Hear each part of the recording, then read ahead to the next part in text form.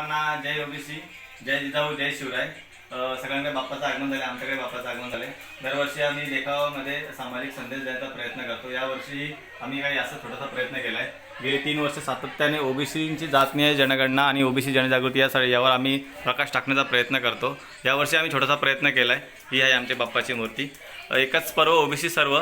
आज ओबीसी समाज विविध समस्यांनी त्रस्त आहे आणि त्यावर एकमेव उपाय म्हणून हा जातनीय जनगणना हा एकमेव उपाय आहे। आज देशभरामध्ये विविध ठिकाणी आंदोलनं चालू आहेत। राष्ट्रीय ओबीसी महासंघाच्या अंतर्गत विविध आंदोलनं चालू आहेत। आज ओबीसी मध्ये या आंदोलनामध्ये का सहभागी व्हावं, विद्यार्थ्यांनी का सहभागी व्हावं, तरुणांनी का सहभागी व्हावं, पालकवर्गाने का सहभागी व्हावं, शेतकरी वर्गाने का सहभागी व्हावं, महिलांनी का सहभागी व्हावं, त्याचबरोबर सरकारी कर्मचाऱ्यांनी का सहभागी व्हावं, सरकारी कर्मचाऱ्यांनी पदोन्नतीमध्ये मिळणारे आरक्षण असेल किंवा जे व्यावसायिक आहेत, उच्च अधिकारी आहेत, सरकारी निमसरकारी नोकऱ्या, अशा सर्व क्रीम वर्गाने पे बॅक टू सोसायटी या तत्वानुसार आपण समाजाचं काही देणं लागतो। आज यासाठी या समाजासाठी पुढे आलं पाहिजे, सर्वतोपरी या सहकार्य केलं पाहिजे।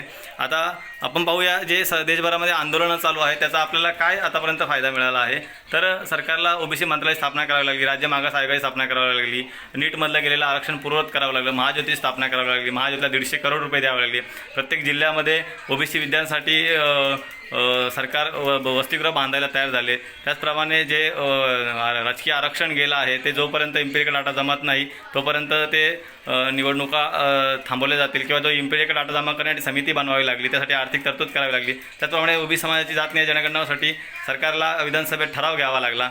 आता आम्ही या ठिकाणी काही आर्थिक दरी दाखवण्याचा प्रयत्न केला आहे। जो 18 पगड जातीमधला जो शेतकरी राजा आहे तो वर्षानुवर्षे कष्ट करतो, मात्र त्याच्या नशिबी 18 वर्ष दारिद्र्यच आहे। त्याचं पूर्ण कुटुंब आज कष्ट करते, परंतु त्याच्यामध्ये आज कुठलीही सुधारणा होताना दिसत नाही।